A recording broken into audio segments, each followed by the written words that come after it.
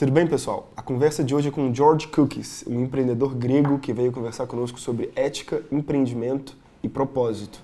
Ele fundou o projeto Dream for the World e aqui no Brasil ele tem parceria com o pessoal da Intento, que inclusive fizeram a ponte para esse diálogo acontecer. Agradeço muito a Marcelo e a Ana por terem feito essa ponte.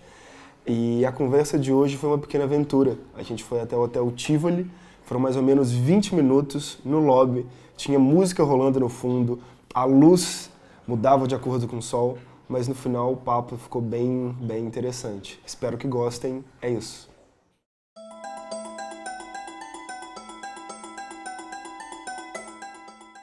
I have different jobs in my life. I've studied, I've done a lot of things, which have been things that I'm very proud of, extremely proud. I took a twice bankrupt company and it's #1 in the world today in banking systems. Very proud, very happy, but it was not very fulfilling. What I've seen around the world, and it's very prominent now, a lot of problems. We have conflicts all over the world. Countries are in disarray. We have wars. And when I looked at all the things that are wrong, I distilled it down to one thing. We are lacking in ethical leadership. So I decided to do something about it. I retired from the company I founded, and I started a program called A Dream for the World. It is a dream, because even if I had all the power in the world, I could not fix all the problems today. And I've been going around. I sponsored programs whereby we teach younger people how to behave in life, how to become ethical leaders. It's different about leadership. Stalin was a leader, but it's questionable whether he was a good leader or a bad leader. And a lot of other people in history, Hitler and Alexander the Great and Genghis Khan. To be an ethical leader, that has a lot of connotations, and it's not an easy thing to do. It is about accountability, it's about feeling good about yourself, but doing things not for yourself, but for the community, for the world. So that is the key thing. We don't destroy a forest just for you to make money. That is very short term. We encourage the people to think long term. That's what the Dream for the World is all about. It's non-profit. It's costing me a lot of money.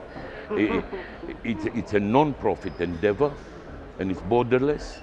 So the Dream for the World is about sorting out all the planetary problems we have by looking inward and doing something, but not for yourself. I built a very successful company, and I give you my word of honor, I had no financial objectives.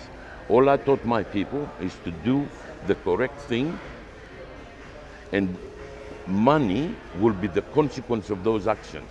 But I did not know if I was going to make 1 real or 100 million real. As it is, the profitability of the company skyrocketed, because the statement I had was profitability will be the result of happy clients. To have a happy client, you need a good product. I warranted my product for life. In other words, you find something wrong, I fix it free of charge. A lot of good things to tell people we can do the impossible if we believe in our dream to build a successful company. Success will bring its rewards, but we share that success. I shared it with everybody in the company. So even though I did not do it for myself, I was one of the great beneficiaries, because I'm also very proud of it. And I'm now trying to do this on a grander scale, worldwide, basically.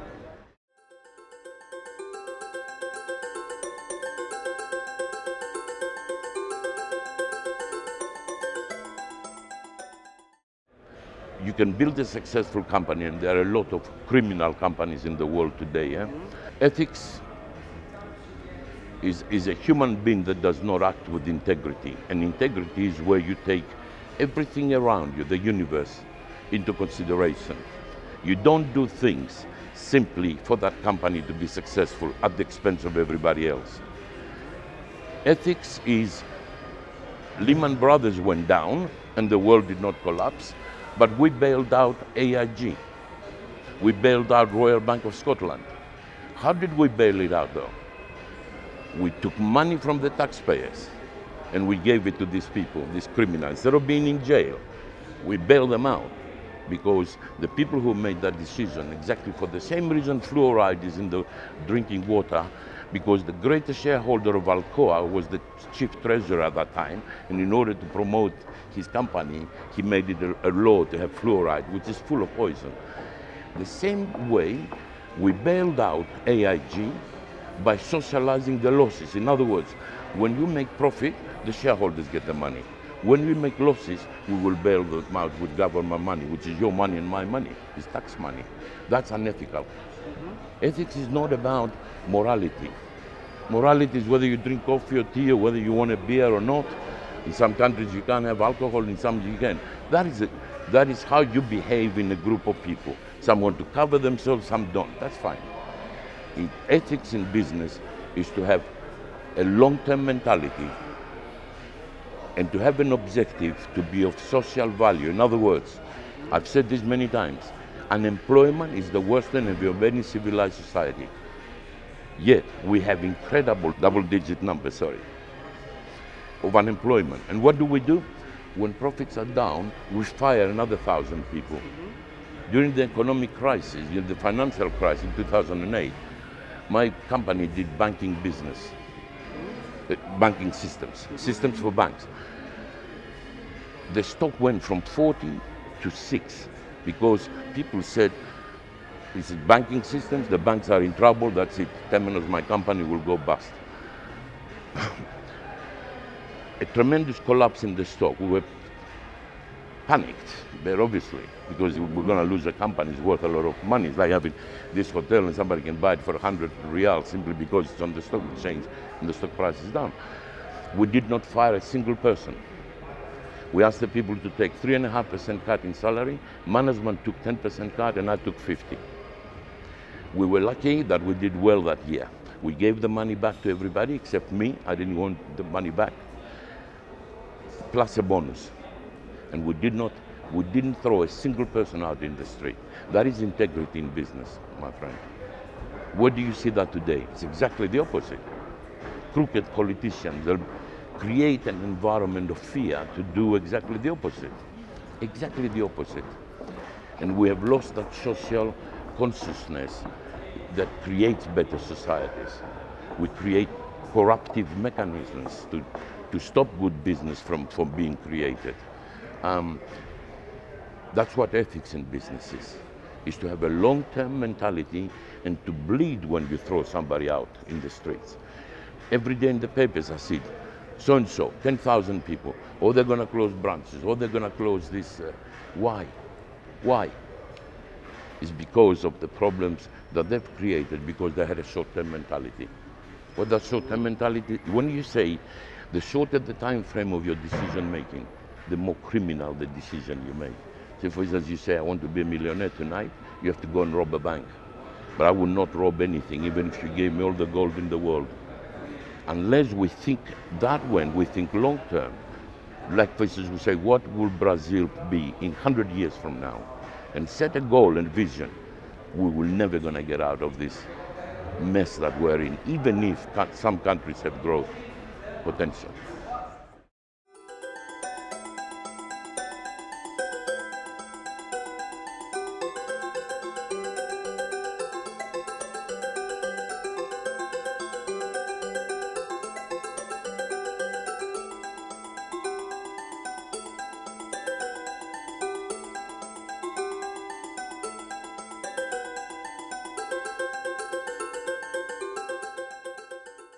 Brilliant question. Nobody has asked me. And to me, that's the source of evil, what you talk about. We've been indoctrinated, threatened by the very system that we all belong into to target rates of growth that are only good for the greedy, never good for the company. In other words, you go to the stock exchange now, if I define stock exchange to you 100 years ago, when our forefathers started that, was a place where you did not have the capital, you created 1 million shares, $1 each, we built a factory. But like Ford and others, the beauty was that you can see the people, you knew the people, nobody sold the shares. normally you bequeath that to your children. Yeah? In other words, it's a source of capital in order to build a factory, in order to see your friends, your neighbors having a job and feeling good about themselves. What is it today? It's a gambling, it's a casino. And if you don't have a business plan that says I'm going to grow by 10%, you're destined to go in the dustbin. In other words, you're destined not to be successful. And other people acquire you. And it's a vicious circle. One of the best things I did for Terminus is to take it public. And I have regretted it ever since. I spent more time talking to people and supporting the stock than creating more business. Why? It's because they say if you don't grow, the analysts will penalize you. To me, I would have built a company, if I was not on the stock exchange, that can grow organically, can grow small or large, it depends on the demand for what we produce, but not, it is unsustainable to think about growth rates more than single numbers, like 1 or 2%. It's unsustainable. The 10, 15%, I'll give you an example. Coca-Cola, how much liquid can you take as a human being? Maximum 3 liters. Let us say I'm the major shareholder, let's say keep growing, 25% a year, 30% a year. What are you going to do? Today, I believe people take about 900 grams of liquid through these kind of rubbish drinks, okay? I'm not a proponent of that. I like wine, by the way, red wine. Okay, I drink a liter. I drink 2 liters of the rubbish you produce. 3 liters, which is the absolute max. What are you going to do? How are you going to grow after that? You can't. You can't. You have to destroy me as a human being in order. So where is this growth mentality? And why do you need to grow by 30%, by the way? Don't you make enough? And what happens? You've seen it. CEOs, they push the company beyond its capacity. In other words, if I grow too fast, I can't train my people to do the correct thing. But I'm pushed totally. And one of the things that is happening, because they get some obscene bonuses, some of the companies, they drive the company for 3 years and then the company is too exhausted after that and becomes target. And they lose the company, target for acquisition or whatever. But the most important thing for me, there are some practices that are unsustainable. If you look at the corruption that exists worldwide, and the indexes are available today, you can't sustain this kind of criminality. But in the same way, pushing a company beyond its natural, which I believe is small numbers, single numbers, is suicide. But the society is such today that they force you to do it. It's a very insidious game, very insidious game. And you see that permeating in all walks of life, by the way, whether it's electricity, whether it's water, especially politicians, that create an environment whereby through fear and scaremongering, the same thing. If you don't produce these growth rates, that's it. I'm going to fire you as a CEO. I'm going to change the board.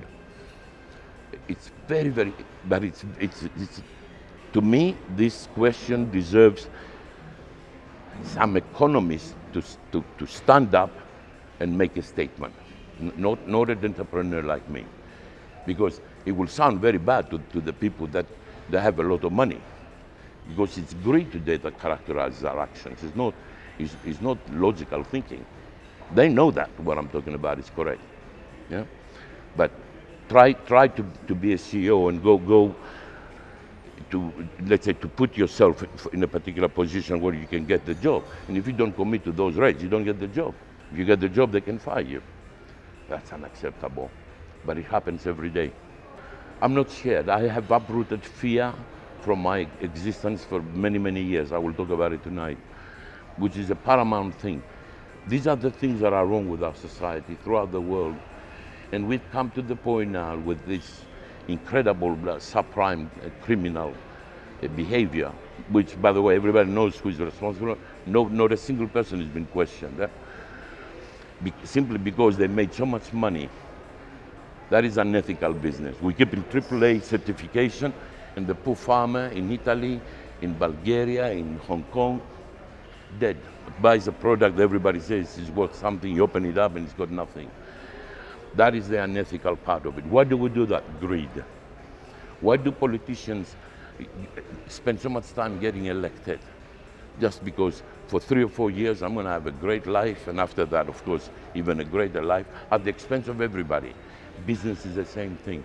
I can see within less than 6 years now, social unrest in a lot of countries. Definitely Europe, United States. I have said this publicly in other speeches. There is so much social unrest right now. They keep printing money. Why do they keep printing money? Oh, they have a lot of economic theories. But when they're printing trillions of dollars or euros, they destroy any kind of wealth that you or I, in other words, you bought a house, 100,000 reals, I print twice as much money, your house is worth 50,000. Why? You worked all your life for it.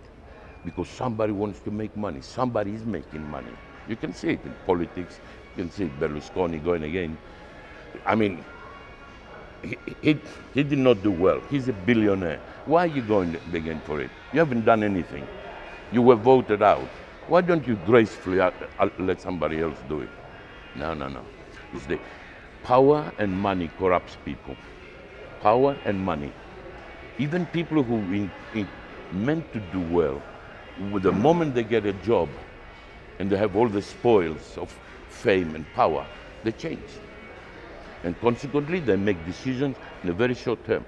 When your decision is very short term, you need the 10, 15% growth rates.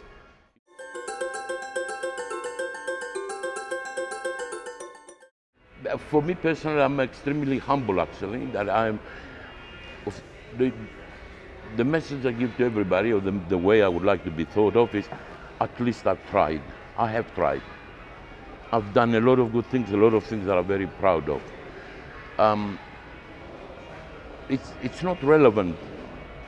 Even if my ideas develop and flourish, I'll be very happy even if nobody remembers me, because I know I've done something good. And the reward will be personal.